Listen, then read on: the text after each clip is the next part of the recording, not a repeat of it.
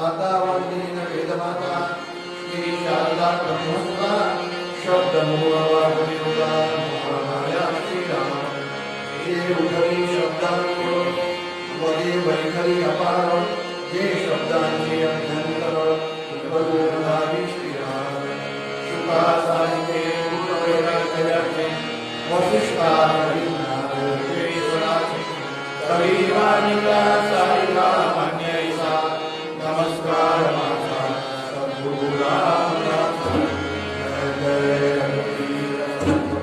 साक्षात प्रभाकर तुझा पवित्र कांती दोषाले परिवर्षक पूर्ण शांती दोनामदेव परिकीर्तनी रंगधारा या वासुदेव तुझा नमितो मठाला सद्गुरा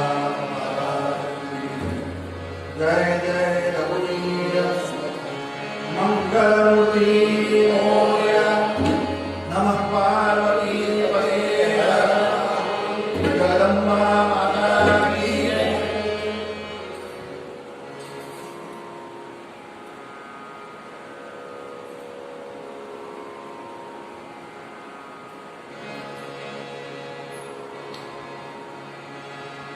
चालू असलेला आपला विषय मना सज्जना भक्तिपंथे लागले तरी श्री हरी पादुके गोस्वामी समर्थ मनाला उपदेश करतायत आणि तो भक्तिपंथ म्हणजे नेमकं काय, त्याचे माइलस्टोन्स काय. आपण जर भक्तीचं जीवनामध्ये आचरण करतो आहोत किंवा भक्ती पंथावर आपण चालतो आहोत तर नेमके काय माइलस्टोन्स जेणेकरून आपण भक्ती करतो आहोत ते योग्य आहे अयोग्य आहे कळायला पाहिजे. प्रत्येक जण आपापल्या परीने करत असतो. पूजा आहे, व्रतवैकल्य आहे, नामस्मरण आहे, त्याही पद्धतीनं श्रवण कीर्तन विष्णू स्मरण ही जी भक्ती आहे. पण त्या भक्तीचे माइलस्टोन म्हणजे नेमकं आपण काय करायला पाहिजे जेणेकरून त्याची फलप्राप्ती आपल्याला मिळायला पाहिजे. म्हणून नारद भक्तिसूत्रांच्या माध्यमातून समजवत आहेत आणि ती सूत्र आपण बघण्याचा प्रयत्न करतो, चिंतनाचा प्रयत्न करतो.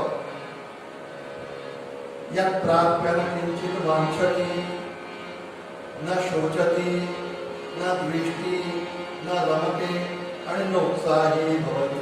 5 गोष्टी सांगितल्या. ज्याला भक्ती प्राप्त होते यत् प्राप्यन किंचित वांछति, काही त्याला अपेक्षा नसते, काही तो मागत नाही. खरं म्हणजे आपल्याला जेवढं पाहिजे तेवढं आपल्याला भगवंताने दिलंच असतं. गोंदवलेकर महाराज एक ठिकाणी छान म्हणाले त्यांच्या प्रवचनामध्ये, फक्त एवढंच की आपल्या अपेक्षा असतात, आपल्या अपेक्षा अधिक असतात. त्यापेक्षा जे आपल्याला मिळाले त्याच्यामध्ये आपण समाधान सुख आनंद मानण्याचा प्रयत्न करूया. सुख शब्द म्हणजे आता व्यवहाराच्या बाबतीत आपण बोलतो की सुख मानायचा प्रयत्न करूया, कारण सुख ते अपेक्षित नाही. का नाही? सुख हे सापेक्ष आहे.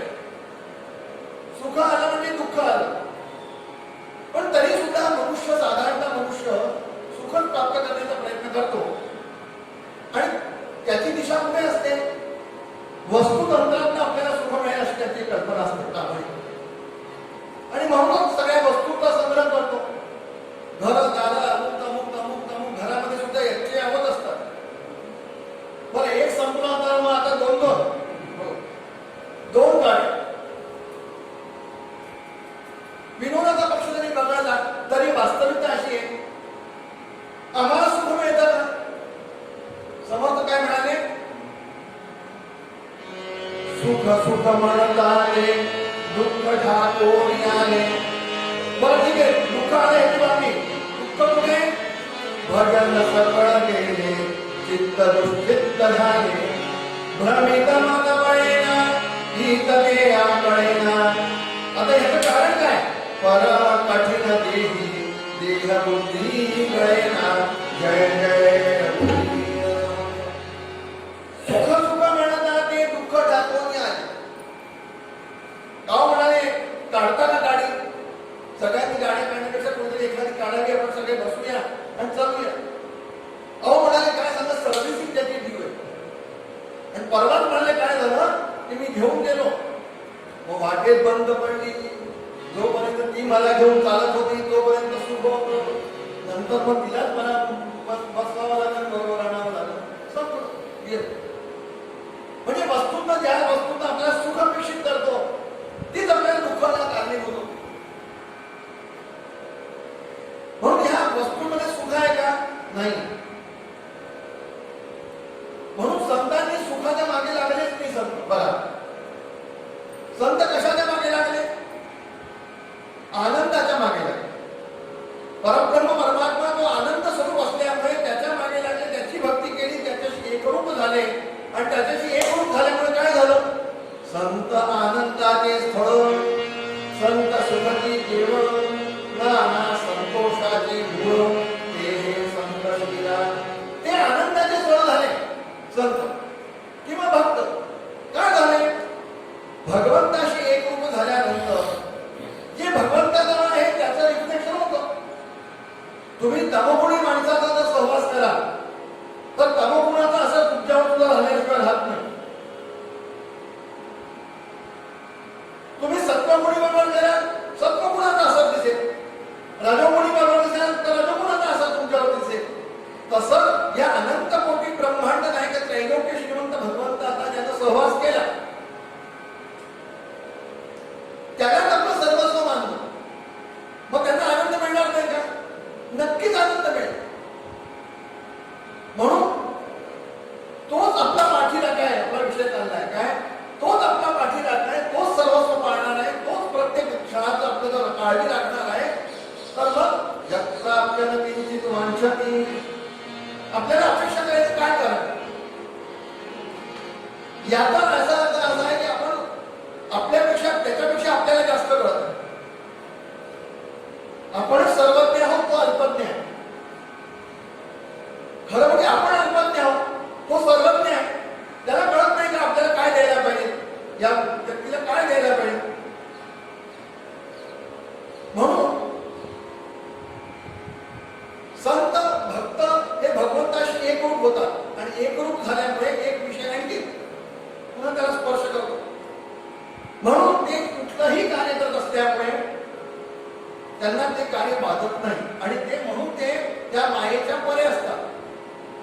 मायातीत ते कार्य असतं, गुणातीत ते कार्य असतं. त्याच्यात त्यांची लिप्तता नसते. मला विषय गोपी आणि भगवंताच्या माध्यमातून सांगितला होता.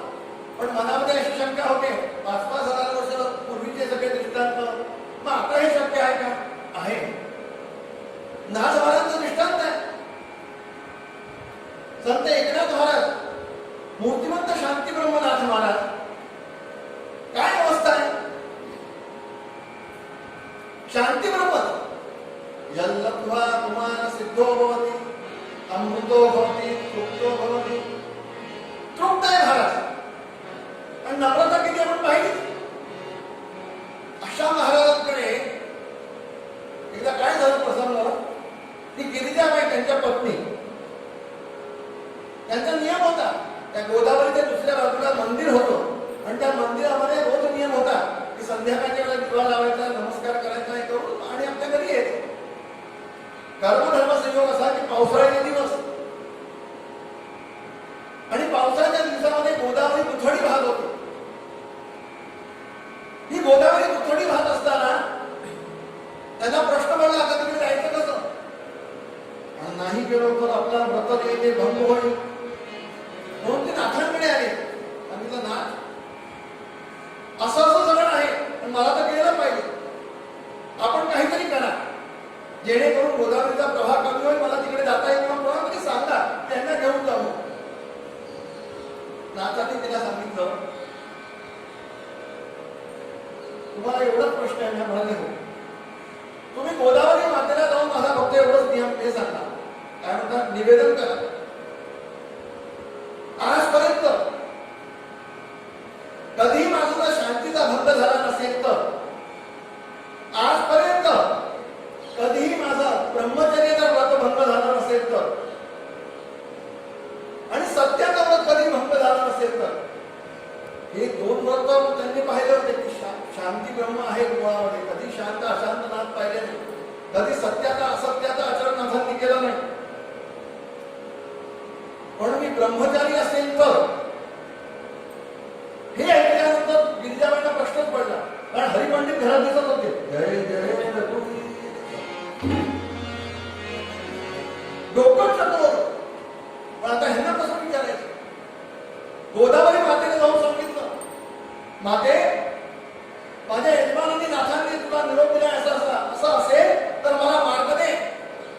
गंमत अशी आहे की ती दुथडी वाहणारी गोदावरी, पाणी तिथं मावळलं किंवा नाल्यासारखं झालं आणि या गेल्या चालू व्रत करून आल्या, नमस्कार करून आल्या, परत आल्या, पण ह्यांना रात्रभर झोप येईल. नाथांना एक दिवशी नाथांनी ओळखलं त्या बेचे. नाथांनी विचारलं, काय मनामध्ये काय प्रश्न आहे? त्यांनी सांगितलं, मला सगळं पटतंय, पण मला एकाच गोष्टीचा प्रश्न आहे. म्हणाले की आपण मला निरोप दिला की ब्रह्मचारी असेल तर मला वाढते, हे कसं? प्रश्न पुढे झालाय आपला की भगवंतच त्यांची सगळी लीला करत असल्यामुळे ते सगळ्यांच्या परे असतात. करता धरता परमात्मा आहे. नाथ काही बोलले नाही, हसले. आणि एके दिवशी गमती सांगायचं म्हणजे घरामध्ये शुक्रवार होता. आज शुक्रवार कसा जय जय रघुवीर. पूर्णानंदाचा स्वयंपाक झालेला. नाथांना गिरिजाबाईंनी वाढलं. गिरिजाबाई नाथ यथेच जेवले आणि जेवल्यानंतर गिरिजाबाई ज्यावेळेस आतमध्ये देवाला बसल्या, पण ह्यांना काहीच कल्पना नाही. एक काठी नाथांनी घेतलेली आणि अतिशय क्रोध संतप्त अवस्थेमध्ये नाथ आले. म्हणजे अन्नामध्ये एखादा संचार व्हावा अशा पद्धतीनं कधीच कोणी तो नाथांचं स्वरूप पाहिलं नाही त्या पद्धतीने. आणि एकदम ओरडायला सुरुवात केली.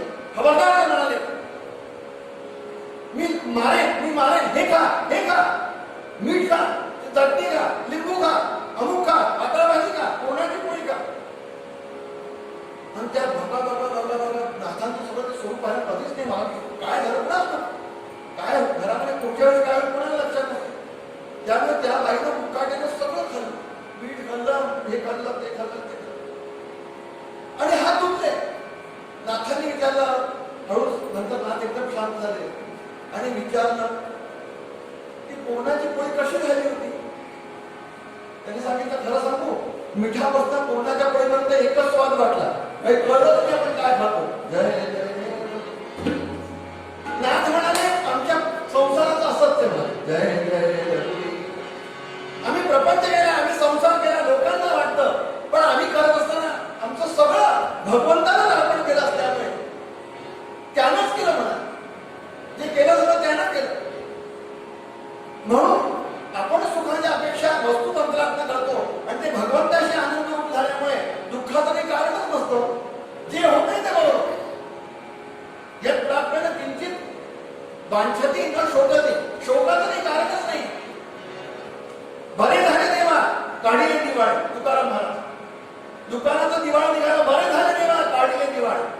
लोकांनी सांगितलं, बायको कर्कश आहे, बरे झाले देवा, बाई कर्कश आहे. बाई कर्कश आहे म्हणून पांडुरंगा तुझ्याकडे बघतोच. पोरं मेली, बरे झाले देवा, पोरं मेली. अभंगामध्ये लिहून करून कुठल्याही प्रसंगात महाराज आनंदी आहे. का? तो आनंद हा परमात्मा असल्यामुळे त्याच्याशी एक रूप झाल्यामुळे आनंद आहे. लक्षात तो कसा आहे तुम्हाला गंमत सांगू. आपण गीतेचा श्लोक म्हणतो, ध्यायतो विषयानुसार संगस्ते शुभ जायते संगा संध्यायते कामना पूर्ण नाही झाली. आपण भगवंताकडे अपेक्षा केली, यात प्राप्तीने किंचित वांछते, आणि भगवंताची आपण अपेक्षा केली. एक कटुसत्य गोष्ट सांगतो तुम्हाला. आपण आता चिंतनच मांडलंय. कटुसत्य असं आहे, 99.9% लोक, 99.9% लोक अध्यात्म मार्गामध्ये येत असताना आपली भौतिक उन्नती व्हावी हाच त्यांचा प्रामाणिक उद्देश असतो आणि हीच त्यांना भगवंताची कृपा म्हणतात. जय जय. आपली भौतिक उन्नती व्हावी. 99.9% लोक अध्यात्म मार्गामध्ये येतात. सद्गुरूकडे हो, देवाकडे हो, देवळामध्ये हो, भौतिक उन्नती व्हावी आणि तेच मग यात प्राप्तीने किंचित वांछती. जर नाही झाली तर प्रश्न इथे असा आहे, नाही झाली तर काय होतं? अश्रद्धा निर्माण होते. जय जय. संपली भक्ती. म्हणून भक्तीचं हे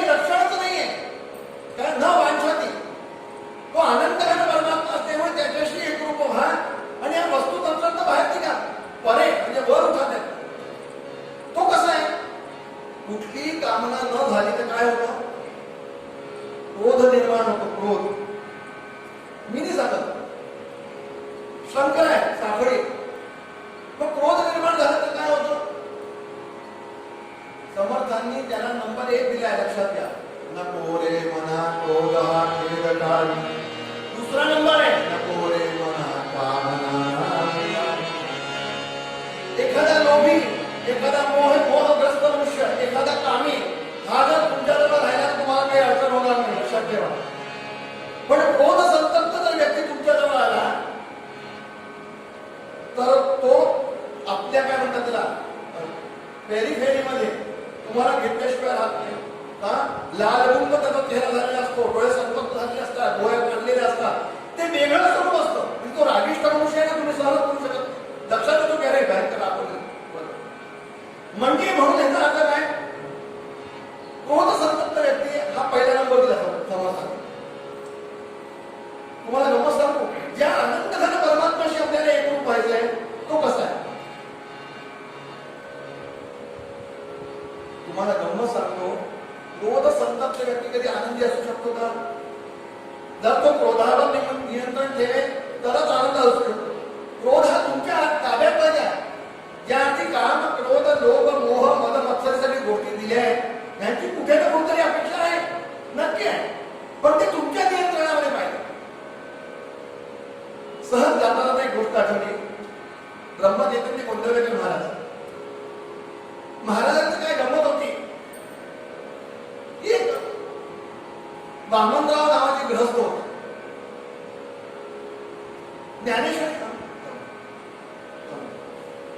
ज्ञानेश्वरीची भारी आवड.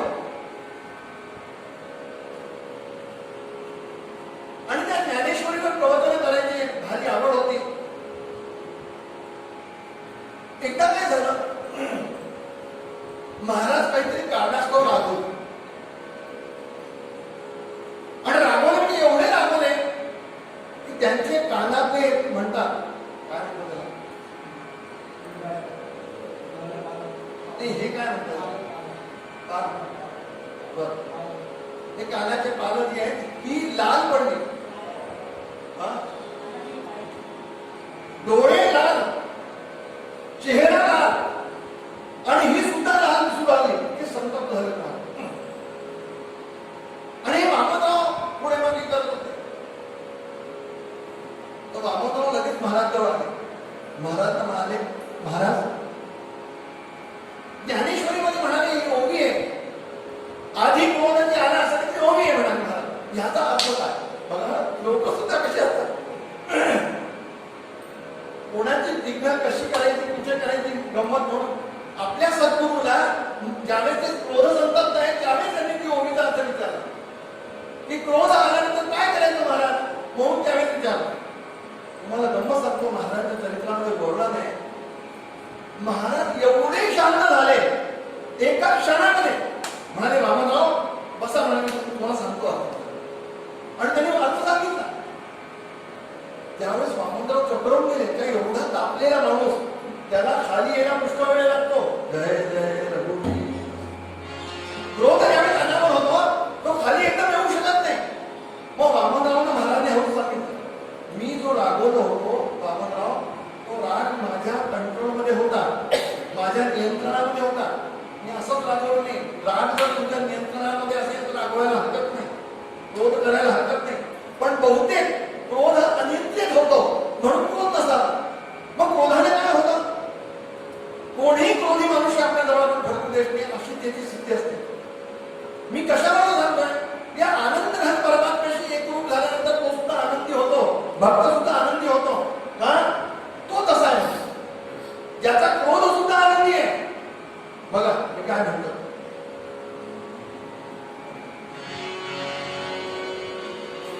क्रोध सुद्धा त्याचा आनंदी होतो. तुम्ही म्हणा प्रमाण सगळं आनंदी आहे, सगळं मधुर आहे. म्हणून भगवंताचा क्रोध सुद्धा मधुर आहे.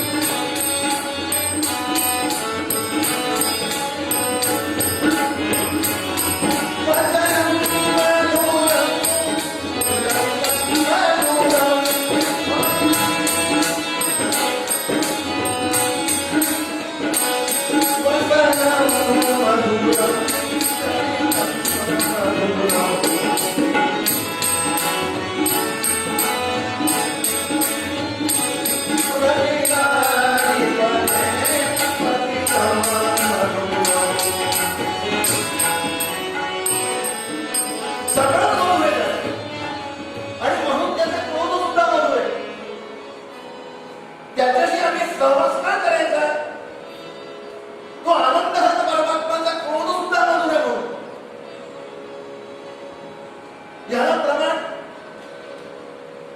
भगवंतानी ज्यावेळेस पण केला, आपण पाहिलं मध्यंतरी काय, नाधरी शस्त्र करीमी, नाधरी शस्त्र करीमी, गोष्टीचा ज्ञान युक्तीच्या जाय, दुर्योधनातील हे नाही घडणार यात विचार. शस्त्र धारण करणार नाही असं भगवान श्रीकृष्ण परमात्म्याने प्रण केला, मी हे करणार नाही. आणि शांतनु भीष्मांनी प्रतिज्ञा केली की जर मी ह्याला शस्त्र धारण करेन तरच शांतनु गंगासूत म्हणेन मला. जय जय रघुवीर. काय प्रसंग तुम्ही विचार करा, काय भक्तांनी भगवंतावरती अनन्यता आहे बघा. आणि गंमत सांगतो की त्या अनंत मोठी ब्रह्मांड नायक त्रैलोक्य श्रीमंताला यांनी चक्र उचलायला लावलं कथाचं. भगवान क्रोध संतप्त झाले, विषय चालला प्रभू क्रोध संतप्त झाले, दात ओठ खातायत, चेहरा लालबुंद झालाय, तळपायाची आग मस्तकाला गेलीये, कुराळे केस वाऱ्यामध्ये उडतायत, घोड्यांच्या गाभामध्ये तो रथ चाललेला आहे, धूळ उडते आणि पशिनाने रस्त असताना तो भाला प्रदेश येतोय, हा वेगळा प्रसन्न दिसतो. भगवान क्रोध संतप्त आहे ना. आणि भीष्मांनी ते स्वरूप पाहिल्यानंतर भीष्माला मोठा आनंद झाला. समोरचा क्रोधी आहे आणि समोरच्याला आनंद होतोय. जय जय रघुवीर. तुमच्या आमच्यावर असा प्रसंग आला की समोरचा कोणी क्रोधी धावून आला आणि तुम्ही म्हटलं की अहो ते अमुक माझ्यावरती आले, हो चालून आले, मला खूप आनंद झाला. होतं का कधी असं? भगवंताचं ते स्वरूप पाहिल्यानंतर भीष्माला मोठा आनंद झाला. आणि तुम्हाला आश्चर्य वाटेल, भीष्म 6 महिने शरशय्येवरती पडून होते. भीष्मांनी कुठल्या रूपाचं चिंतन केलं, ते ह्याच रूपाचं चिंतन केले, क्रोध संतप्त असणारे भगवान. कारण मला भीष्म सांगतायत की ते स्वरूप मी कधीच विसरू शकत नाही. मधुर स्वरूप होतं, भगवान माझ्यावरती धावून आले होते, क्रोध संतप्त होते, रागावलेले होते, दात ओठ खात होते, भार प्रदेश तो पश्चिमाने तेल आलेला होता, पुरळे केस वाऱ्यामध्ये उडत होते. आणि तेच स्वरूप मला अतिशय आवडलं, कारण ते मधुर असं भीष्म सांगतात. आणि 6 महिने त्या स्वरूपाचं ध्यान करून भीष्म पडलेले होते, कारण त्यातला आनंद मिळतो. म्हणून भगवंताचं सगळं आनंद आहे. म्हणून त्या भगवंताशी जर आपण एकरूप झालो तर काय होईल, तो आनंद आपल्याला प्राप्त होईल. मग तो आपला पाठीराखा आहे, मग त्याच्याकडनं आपण अपेक्षा करायची कशाला करायची असा प्रश्न. आणि जर करायचीच असेल तर पुन्हा तोच प्रश्न आहे, काय आपण आपल्यासाठी न करता भगवंता ह्या गोष्टी मला दे, भक्ती मला दे, का मी भक्ती करेन, मग काय होईल, तेव्हा तुला आनंद मिळेल, तुझ्या आनंदासाठी मी भक्ती करेन. म्हणून त्या भूमिकेत भगवंताकडे आपण ते मागणं मागितलं पाहिजे. आपल्याला काहीच नको असतं, नसायला पाहिजे. ह्याला एक दृष्टांत देतो आणि वेळ संपली म्हणून आवडता घेतो. प्रसंग असा आहे की भगवंताला राज्याभिषेक होतोय. 14 वर्षानंतर पहिले तो होणार होता राज्याभिषेक, तो आज होतोय. भगवान बसलेले वामभागी सीता माता आहे, उजव्या बाजूला लक्ष्मणजी आहे, भरत शत्रुघ्न उड्या घालत आहेत, हनुमानजी महाराज पुढे बसले, हात जोडून बसले आणि सगळ्यांचा भगवंताने सत्कार केला.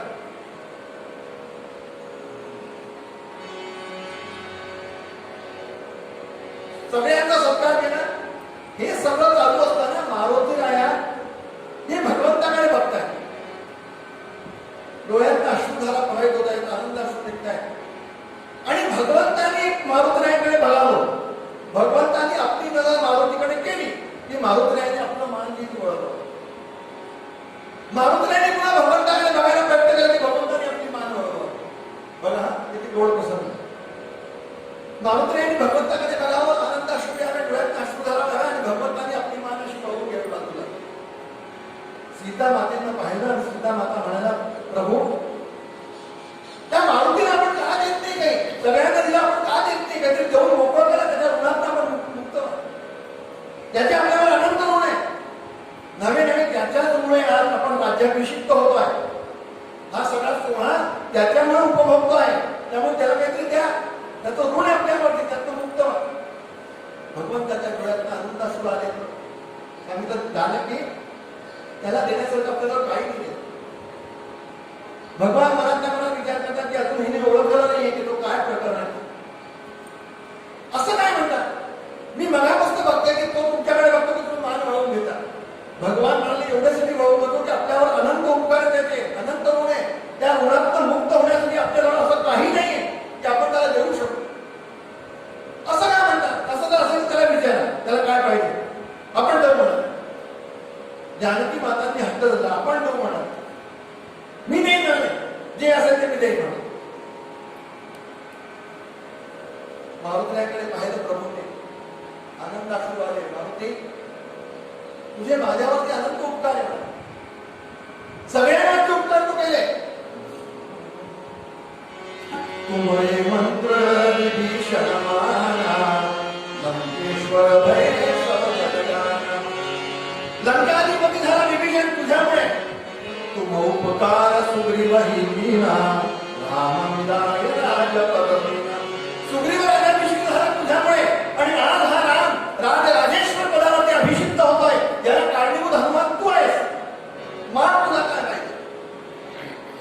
डोळ्यात अश्रुधारा सांगितलं, प्रभू मला काही नको, नाही काहीतरी माग. जानकी माता म्हणाला काहीतरी माग, काहीतरी माग.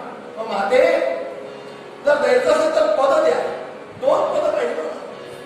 मातेला मोठा आनंद झाला की अरे पहा, मी म्हणत होते त्याला काहीतरी पाहिजे, ह्याला काहीतरी पाहिजे.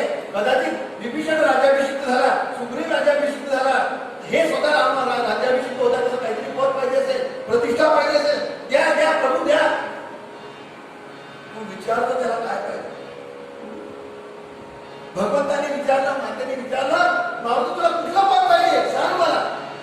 सांगितलं माते, भगवंताचे जे 2 चरणपद आहेत, चरणकमल आहेत, हे फक्त कायम या हृदयात राहावे एवढंच पद पाहिजे, काही नाही.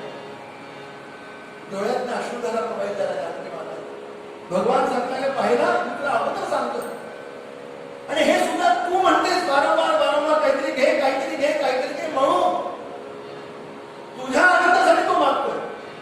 त्याला अपेक्षा नाहीये, तो तर बसला आहे तो. पण तू वारंवार मागते, तुझा शब्द जो त्याचा उपमान होता कामा नये, म्हणून तुला मान देण्यासाठी त्याने मागितलं. नाही कसं नाही, म्हणून या आपल्याला माणसाची काही अपेक्षा नसते. असे जे भक्त असतात ते भगवंताला आपलंसं करतात आणि मग भगवान त्यांच्या पाठीराखा होतो.